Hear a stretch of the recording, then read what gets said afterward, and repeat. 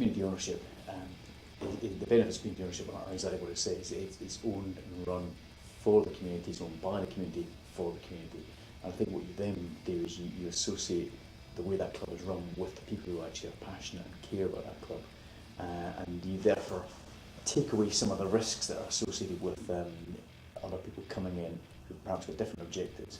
The kind of organisations we're talking about are social institutions, they're community institutions, and if they have any future at all, it's because they're actually located in their community.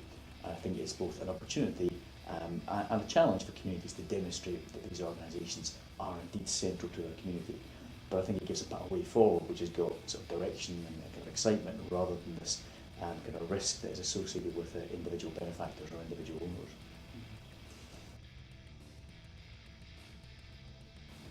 I think it will increase. I think it'll increase, because it's the right thing to do, and I think it'll also increase because there aren't very many other options, I think, available for a lot of clubs.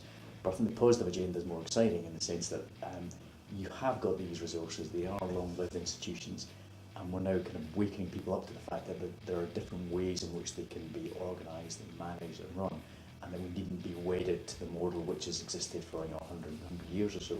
So I think there's a real positive around that. I think it's also because many people have probably come into the realisation the old model actually doesn't work, and again it's not really fit for purpose, and therefore some innovation and imagination which has got benefits for the community and for the club can only be a good thing. So I think if you look ahead, I think this kind of trickle, if you like, we're seeing at the moment will accelerate. We'll see more clubs going down that route, and I think that's a very welcome development. Yeah, I think anything that can be done at a public policy level, I think, should be done. I think we've used this kind of traditional structure as a kind of barrier to change, and I think many politicians recognise that the model isn't working. Therefore, there are, as well as expecting a kind of ground-up initiative, which I guess is what most of the changes come from. I think a kind of wider public policy initiative, looking to promote different models, looking to support groups and clubs who want to explore different models.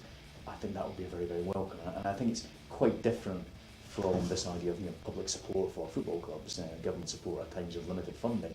One can understand why that's not very attractive, but I think what you're looking at here is as a catalyst for change, and I think the government can do more to support that. I think it's made a good start, but I think more could be done, and I think it would be kind of, in a sense, helping clubs to modernise, helping football to modernise, to be better fit for the time we're currently living in, rather than being an accident of history, which I think a lot of our ownership model is about.